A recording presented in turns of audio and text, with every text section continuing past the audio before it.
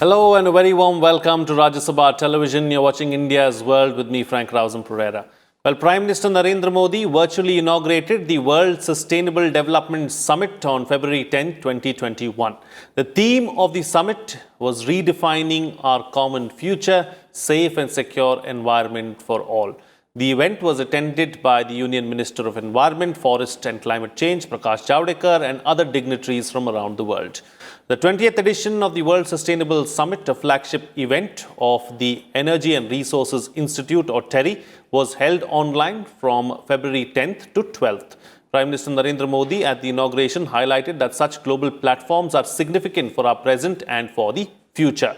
While addressing the conference, the Prime Minister also spoke about the health of the planet and mentioned that there have already been many discussions on the health of the people, but now it's high time to discuss the health of the planet as a whole as well. In this edition of India's World, we will analyze sustainable development. Joining me on the program today are Mohan Kumar, former ambassador, Urmi Goswami, assistant editor of the Economic Times, and Nitin Desai, chairman, TERI. Thank you to my panelists for joining me on this edition of India's World. All right, Mr. Desai, let me begin the program with you first. Let's first try and understand and analyze the key takeaways, really, as far as the summit was concerned. Well, as far as the summit is concerned, I would say that I was quite happy with the outcome, because the one thing that I saw was a certain recovery of commitment on climate change, which has taken place over the past couple of years. And particularly amongst the corporate sector, one of the events that we had there was Indian heads of many Indian corporations, about 20 Indian corporations, committing themselves to becoming zero on emission by 2050. That's a very important forward step. It includes, for instance, corporations from the cement industry. So I would say that it was a very positive outcome in terms of what I saw of corporate commitment to the issue of climate. What I saw of corporate commitment, of government commitment, particularly from Europe and of course the small island states, to making sure that not only do we achieve the Paris targets, but that we actually try and go a little beyond that, the Paris targets if we can. That was the other positive feature of the Prime Minister clearly committed India to not only committing its Paris targets, but also possibly trying to do better. And I'm particularly happy with that, because India will be chairing the G77 at a crucial time in 22-23 and now 23. And they can play a leadership role, because actually India has not done too badly on its commitments. And therefore, I was quite happy with the outcome of the summit. It holds out prospects for a successful meeting of the Conference of Parties on Climate when it comes to the meeting. I think one of the things that really also inspired people to make stronger commitments was the tragedy that we saw in Uttarakhand, which is to some extent related to the climate impact of climate change on glaciers and so on. So this is why my assessment as the chair of TERI, and as somebody who spent a lifetime, been a part of his life, working life, promoting the idea of sustainable development, is a positive one. All right. Ambassador Mohan Kumar, let me bring you in now. Over the years, we've seen some of the big players like, the United States moving away from sustainable development. We saw that the US under the previous president, Donald Trump, also walked out of the climate accord. Now that there's a change of guard in the United States, and Joe Biden has been talking about climate change, has been talking about sustainable development. Do you believe that these are good things as far as sustainable development across the planet are concerned?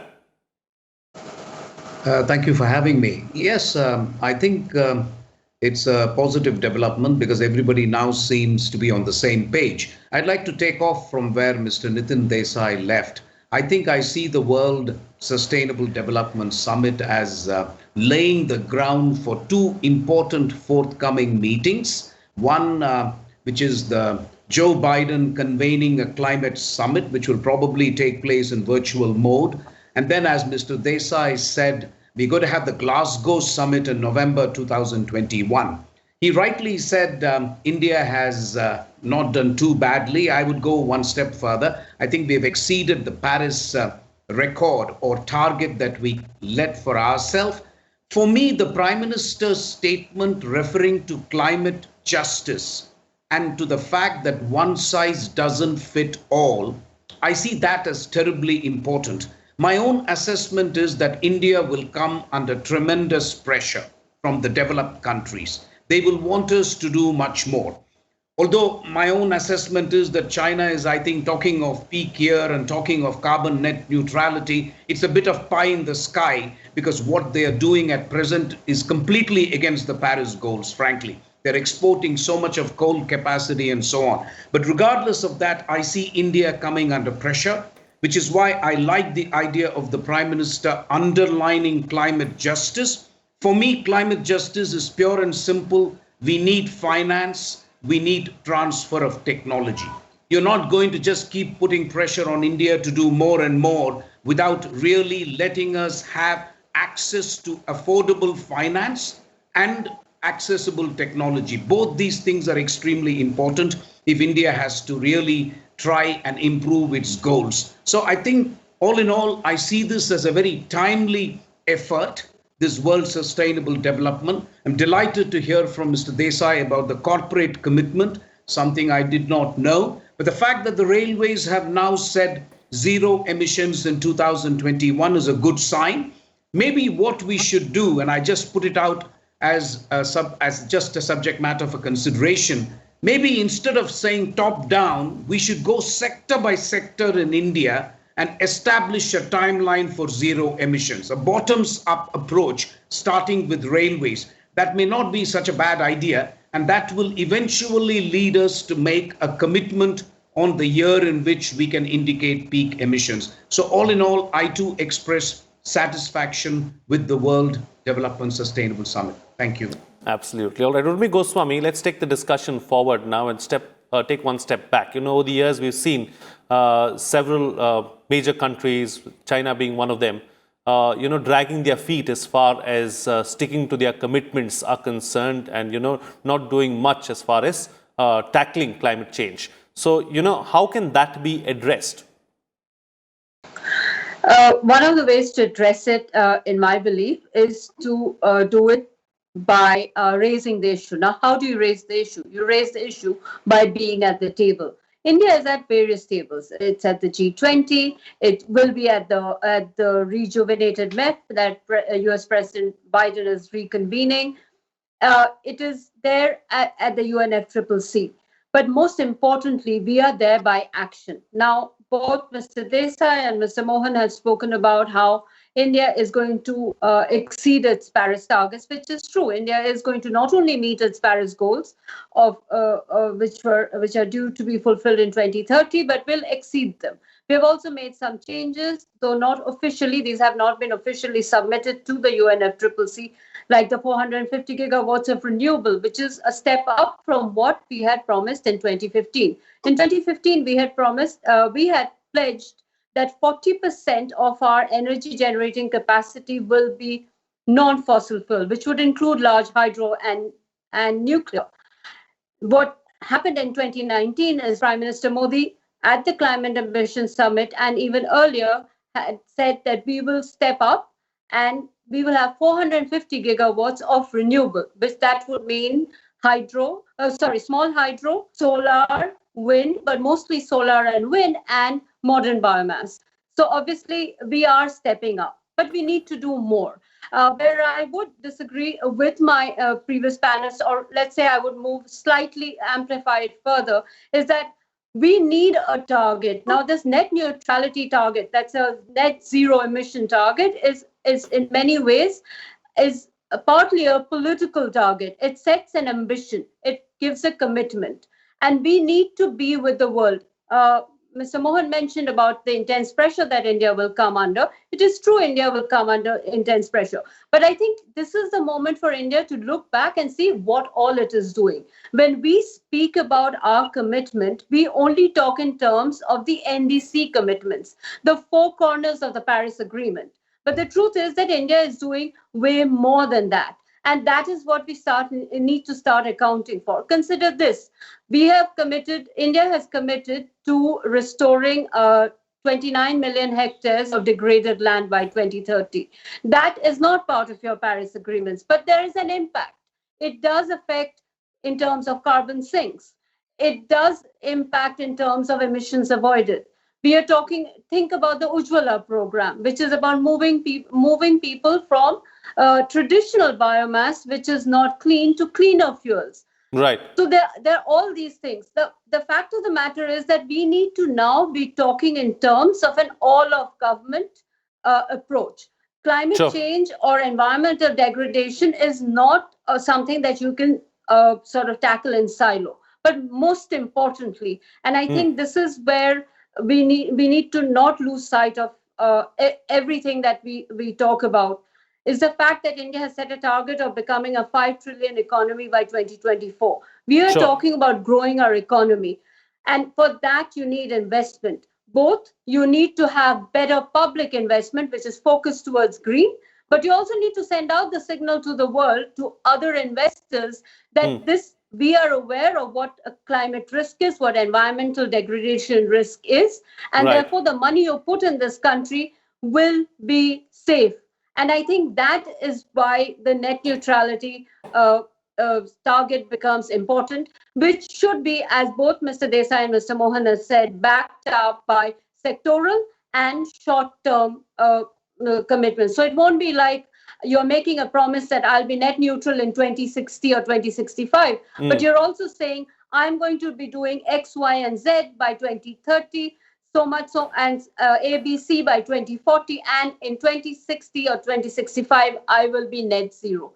So it has to be a plan for the future, working back. Okay, points taken. Let me take the points that you're making forward with Mr. Desai now. So, Mr. Desai, you spoke about corporate commitment, which is extremely good. We also spoke about how India has done a lot, how India is going to exceed its goals and meet its targets and also go beyond.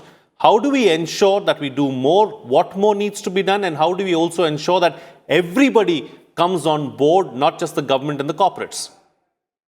Can I just one quick clarification to Mohan, which is that the corporates made a commitment for 2050, not for 2021. I just want to clarify that.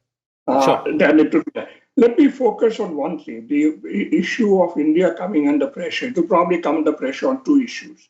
Declaring a date for carbon neutrality, which is actually not a big thing. You declare 2050. There's no great issue in declaring it. China has happily declared it and is getting a lot of credit for it. But the real issue is what was mentioned by the previous speaker, which is what is your plan for getting there, which has to have intermediate targets of 2030, 2040, 2050, etc. Whatever it is, that's one thing. I'm not sure that that's such a big issue. The second issue will come at the target of pressure for is coal. And there will be pressure on coal. In fact, actually, the reality is that new investment in coal is coming down. New investment in coal is coming down. Quite frankly, people are not prepared to invest in coal. You're maybe stuck with frozen assets. So how does it, but you're right, how does India counter this pressure? I do not think we can counter this pressure simply by the old story, 30-year-old story. That give us more money, give us cheap finance, give us free technology, we will do it. No, I would start reversing it.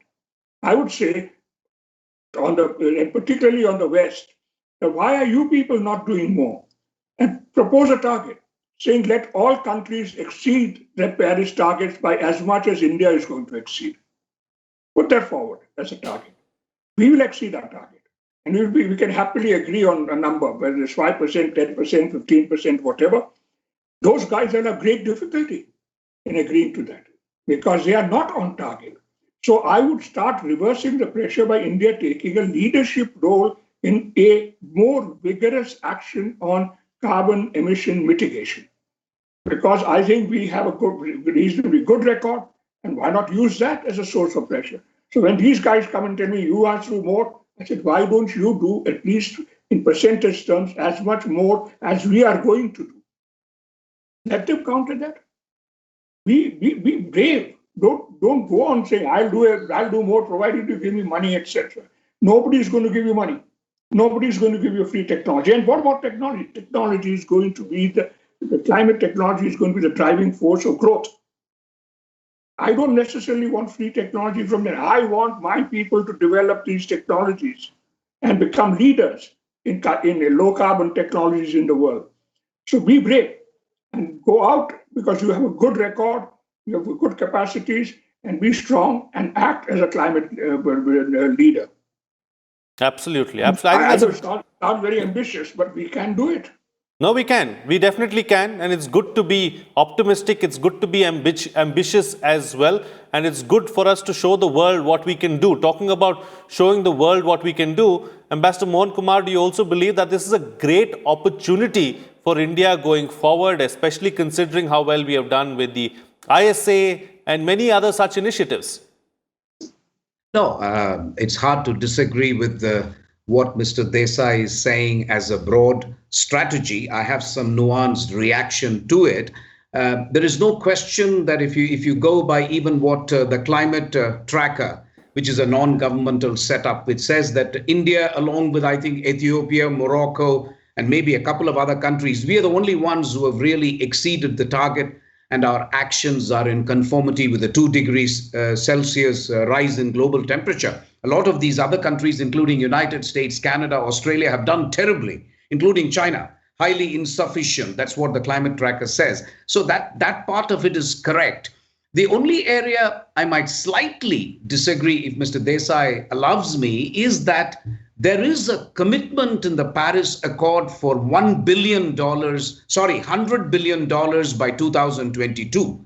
And this was supposed to be a contribution that developed countries should have made. And they are nowhere near that target. I just put it to him whether this can at least be used as negotiating leverage. Maybe India may not get it, poorer countries might get it, but it's difficult to disagree with the broad thrust of what he's saying, which is a leadership role. I have an additional reason to agree with him, which is that if India is keen to sign free trade agreements with Europe and UK, and I'm now talking about an area where I have some expertise, which is trade. With both UK and EU, if India wants to sign FTAs, we will have to take action on sustainable development. This is the only way we are going to be able to sign free trade agreements. So in that sense, I agree with Mr. Desai. It makes a lot of sense for India to take actions on its own without worrying about what others are giving. But I like his point about putting pressure on the developed countries, because they are making pie in the sky statements like 2060, 2070. You talk to environmentalists and they are laughing about it.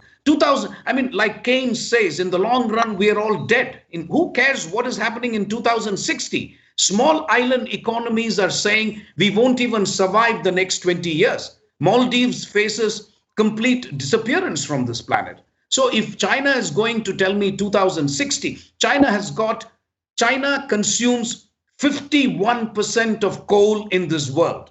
China consumes more coal than the rest of the world put together. So for China to claim great credit by saying 2060 we will achieve net neutrality is laughable, frankly. America consumes as much coal as India today.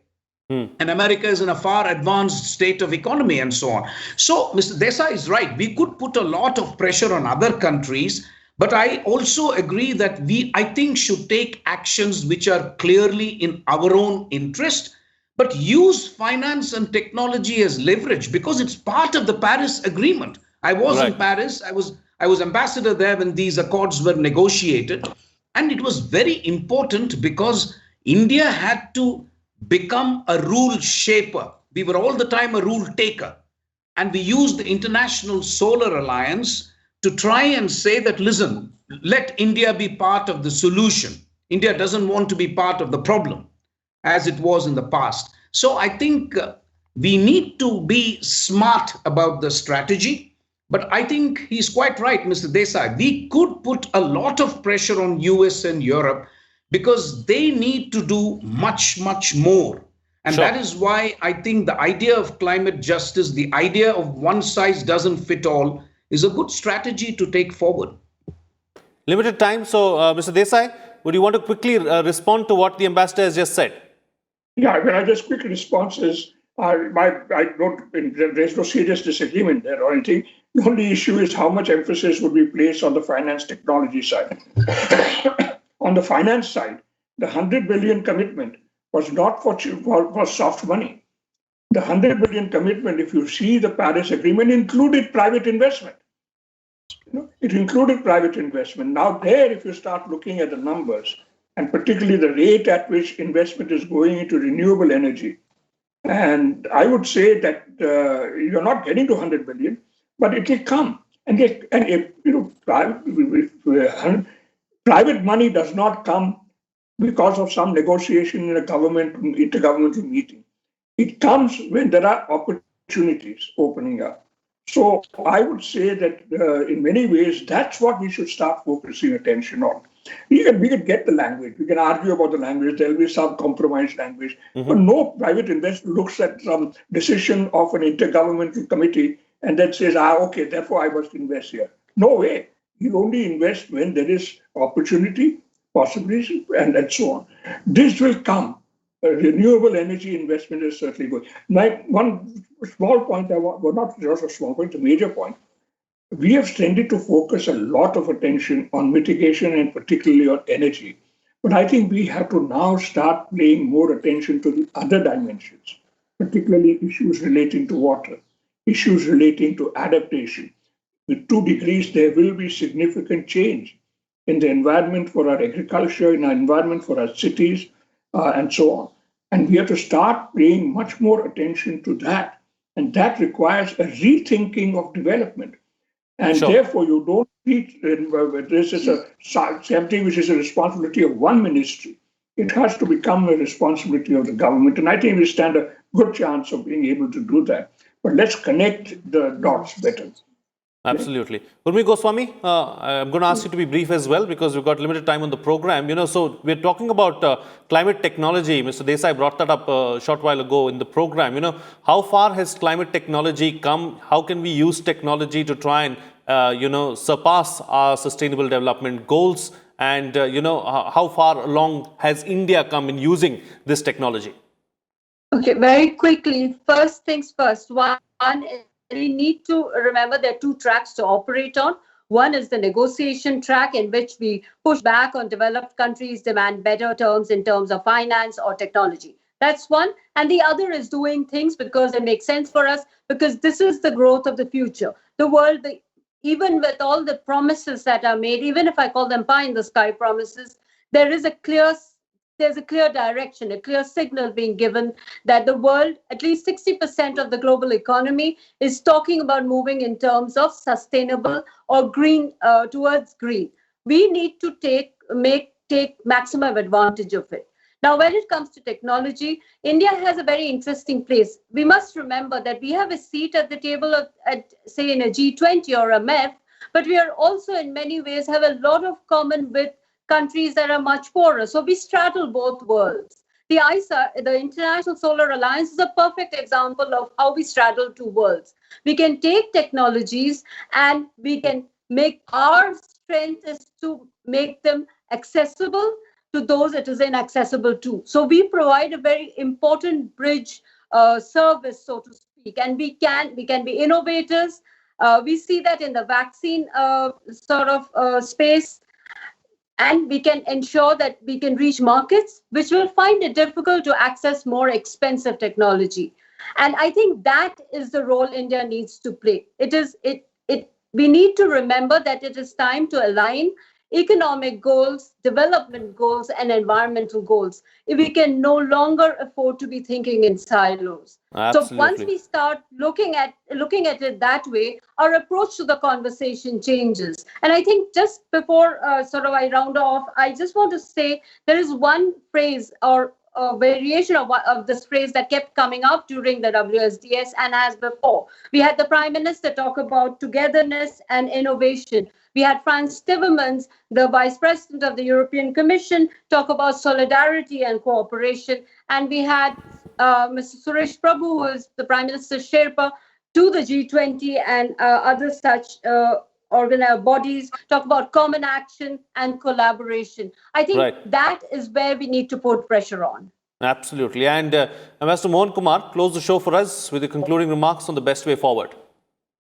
No, I think there is no need to be defensive. So I agree with that assessment. We don't need to be defensive, but I think a lot of preparation is necessary internally for India so that we can approach these forthcoming negotiations with self-confidence. We have absolutely nothing to be ashamed about. I think we have exceeded the targets. And what we need to really watch out for also is the conversation between United States and China. It took us a little bit by surprise before the Paris Climate Change Conference. We shouldn't let that happen. So we need to monitor closely what kind of conversations the two biggest emitters are undertaking in terms of preparation for both the Joe Biden conference and the G20 the Glasgow conference, November 2021.